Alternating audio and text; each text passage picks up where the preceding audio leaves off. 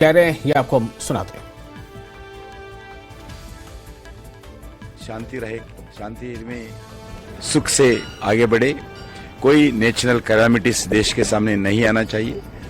देश को एक माता जी के आशीर्वाद से हम पूरा एक भारत एक दुनिया के विश्व गुरु स्थान पर देश जाना चाहिए। इसके लिए माता जी का आशीर्वाद मांगा हूँ। इस आने वाला चुनाव भी शांति से पूर्ण होना चाहिए, संपूर्ण होना चाहिए, सफल होना चाहिए। माता जी से यही प्रार्थना किया हूँ। सर, आज बड़ा इम्पोर्टेंट दिन है, अमित शाह जी आ रहे हैं, मैनिफेस्टो रिलीज होगा बीजेपी का। हमारा एक्चुअल इलेक्शन कैंपेन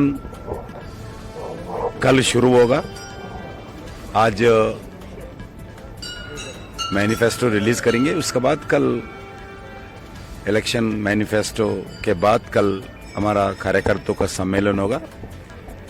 इसके लिए मैं माता जी का आशीर्वाद लेके आगे जो भी हम इस चुनाव में काम करेंगे, माता जी का आशीर्वाद से जरूर हम इस जो लक्ष्य था लक्ष्य प्राप्त करेंगे। सर, मैनिफेस्टो जम्मू कश्मीर अभी राजनीति मंदिर में ज्यादा नहीं करना राजनीति।